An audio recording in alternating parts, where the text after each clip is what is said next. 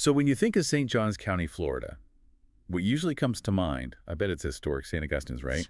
Or maybe those amazing beaches, all that Spanish architecture. Yeah, that's the typical picture. But if you head just a bit inland, miles away from the usual tourist spots, there's this whole other history, a really rich industrial past that often gets overlooked. It really does. And today, that's what we're diving into. We're looking at two key industries, kind of hidden in plain sight, that really shaped inland St. Johns County. We're talking late 19th, mid-20th century stuff. And these aren't just like quaint local stories. They actually tell us a lot about bigger trends in American economic and, well, social history, too. So what are the two big players we're focusing on? Okay, first up is the turpentine industry. Its main center, or one of them anyway, was around Vermont Heights near Elkton. Okay, turpentine. And then, totally different, we have the potato industry. This one literally put Hastings on the map as the self-proclaimed potato capital of Florida. Wow, okay. Turpentine and potatoes. Yeah. Seems like an odd pairing. A little bit, yeah. But the key connecting thread, the thing that made both of them possible on a large scale, was the railroad. Specifically, Henry Flagler's Florida East Coast Railway. Ah, Flagler, of course. So our mission here is to pull out the really important bits from the sources, right? Look at everything from the global picture down to the human stories. Exactly. The innovations, the struggles, what's left behind today. We want to find those surprising facts, those aha moments that show how these forces didn't just change Florida, but also, American business itself. All right, let's start with turpentine. Those golden tears of the pine forests, as some called it. Where do we begin? Well, to really get it, you need to understand naval stores. That's the historical term for tar, pitch, turpentine, rosin, stuff like that. Naval stores, because they were used on ships. Precisely. For almost 400 years, like the 1600s to the early 1900s, these were absolutely vital for global shipping. Wooden ships were everything back then, trade, naval power, and you needed naval stores to keep them afloat and functional. So it was strategic stuff. Like oil is today, almost. In a way, yes. If you controlled the pine forests, especially those huge longleaf pine forests in the American Southeast, you had a real advantage. Think about Great Britain and its colonies. They needed this stuff for waterproofing hulls, sealing ropes. It was fundamental. Okay, so critical for ships. But did turpentine have other uses too? Oh, absolutely. By the late 1700s, early 1800s, its uses just exploded beyond the shipyard. It became, commercially huge. Like what? All sorts of things. Some legitimate medicines, but also a lot of questionable patent medicines. Cleaning products, definitely solvents for industry and home. Paints, wood polish, soap making. Even lighting fuel, sometimes mixed with alcohol for lamps indoors. Wow, okay, so demand was probably pretty high. Very high. But there was a big problem with how they got it initially. The industry was, destructive. How so? The early method was called boxing. They'd carve these deep pockets, these hollows, right into the base of the pine tree. They call them cat faces. Cat faces. Sounds grim. It was. It basically killed the trees over time. So the industry couldn't stay put. They had to constantly chase virgin pine forests. You migrated. Constantly. Started strong in the Carolinas. North Carolina had like 96% of the U.S. market in 1850. Then as those forests got depleted, it moved south to Georgia, which became the leader by 1890. Then Florida took over from about 1905 to 1923. And then back to Georgia, I read. So just chasing the trees. Pretty much, until a really key innovation came along in 1902. The Hurdy Cup system. Exactly. Designed by a chemist, Charles Hurdy, at the University of Georgia. This was a game changer. Instead of carving those deadly boxes, they used clay pots, the cups, and metal gutters to collect the resin. So much less damaging to the trays. Hugely less damaging. It allowed for, sustainable harvesting. Well, more sustainable anyway. It really helped preserve the forests long term compared to the old way. That's a major shift. But what about the people doing the work? What was life like in those turpentine camps? Still incredibly tough. I mean, the work itself was relentless. You had crews boxing trees in winter. Even with the Hurdy system, you still had to prepare the tree. Then in spring and summer, chippers would cut the bark to keep the resin flowing, and dippers collected the raw resin, the dip, and they collected dried resin or scrape year-round. Sounds like really hard physical labor. Absolutely. Dangerous, too. And the labor system itself, it really mirrored the social hierarchy of the post-Civil War South. How do you mean? Well, you had white superintendents and foremen, the wood riders, at the top, but the vast majority of the actual hands-on, dangerous work, That was done by African-American woodsmen who were paid very poorly. And where did they live? Out in the woods? Yeah, and these makeshift mobile camps deep in the pine forests. Some could house up to 100 people, workers, and their families. They might have basic things like a school or a church sometimes, but they were very isolated, very temporary. And the pay situation. I understand there was a really exploitative system in place. Yes, the debt peonage system. This is a really dark part of the story. Workers often weren't paid in cash, but in company scrip. Meaning tokens or coupons? Right. And you could only spend that scrip at the company store, the commissary, where prices were usually inflated. So they were trapped. Pretty much. Florida law at the time actually made it illegal for workers to leave their job if they owed money to the company. So it created this cycle of debt that was incredibly hard, almost impossible to escape. It was conditions very close to slavery. That's appalling. And there was something even worse, wasn't there? Convict labor? Yeah. Local prisons would literally lease out African-American inmates who weren't paid anything, of course, to work in these camps. The treatment they faced was often horrific. Some sources mention mortality rates in certain camps reaching, maybe 24 deaths a year. Just unbelievable brutality. When did that finally end? That specific convict leasing system was outlawed in Florida in 1923, but the debt peonage system persisted in various forms for longer. So focusing back on St. Johns County, Vermont Heights and Elkton was a big turpentine area. Can we zoom in on a specific example? Sure. Let's look at the old Julia camp. It operated in the 1920s and 30s, owned by a company called Edge and McGuire. We actually have a quote from a worker, MR, who was interviewed much later in the late 80s. What did he remember?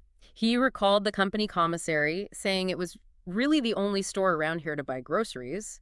And he specifically remembered they had the best white bacon. It's those little details that bring it to life, It really does. And what's left of these camps now? Not much, usually. When researchers visited the old Julia site in the late 80s, they just found scattered bits and pieces, broken pottery from the Hurdy cups, bits of glass, rusted tools. It speaks to how temporary these places were. But the scale of the operation wasn't small. Oh, not at all. We have an inventory list from Edge and McGuire from 1942. It's fascinating. It lists things like 135,000 Hurdy cups and gutters. Wow. 135,000. Yeah. Plus 50 dip barrels, a whole turpentine still set up, 32 little shanties for worker housing, the commissary building, horses, mules, even Ford and Chevrolet trucks by then, tools, supplies. It shows a really significant capital investment. This was serious industry. And the environmental mark. Yeah.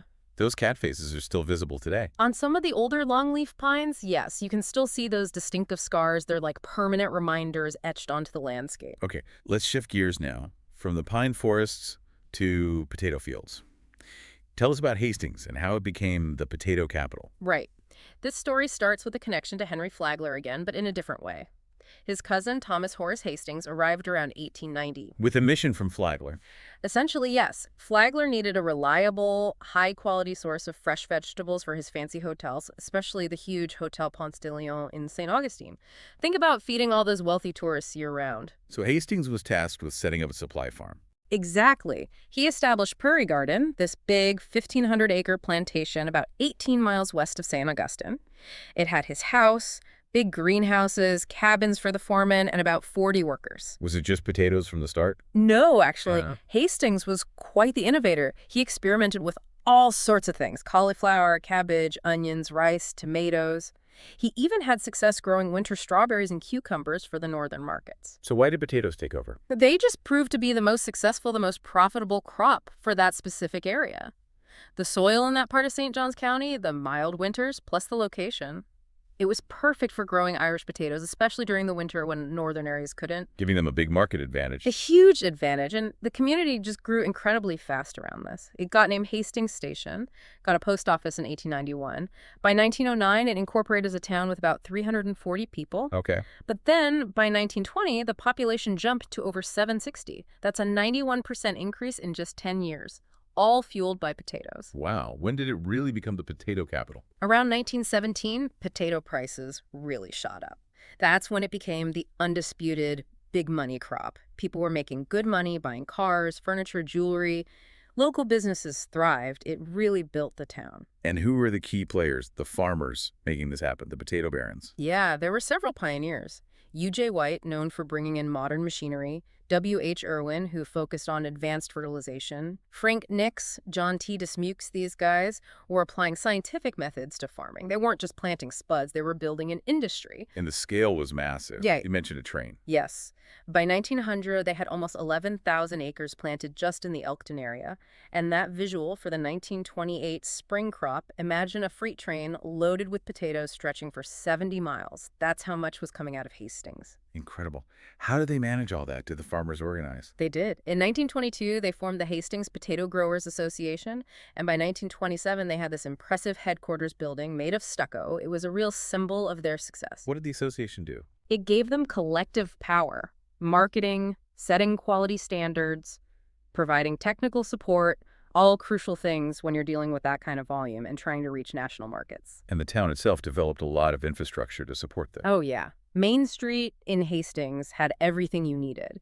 General stores, drugstores, banks, a hotel, an ice plant vital for shipping a grist mill, even the White House Barrel Company making containers specifically for the potatoes. Plus, a cold storage company. It was a fully functioning agricultural hub. Did other things like roads help too? Definitely. The Dixie Highway extension came through, which also brought some tourism and more business opportunities. Is the potato industry still active there today? It is, though maybe not on the same dominant scale. You have operations like Bull's Hit Ranch and Farm, quite a name, Wow. still farming about 1,500 acres. They grow different potato varieties, but also other crops now, like cabbage, broccoli, corn, diversification. Smart. Any other legacies? Well, for a while, they even had their own brand of potato chips, Bull's Chips, starting in '95. Sold about 52,000 bags a year, apparently, though they don't make them anymore. Shows that entrepreneurial spirit is still there. And culturally. Oh, the Hastings Cabbage, Potato, and Bacon Festival. It's an annual event celebrating that whole history. They have chefs, lawnmower races, which sounds amazing, a Miss Potato Queen pageant, even 5K and 10K spud runs.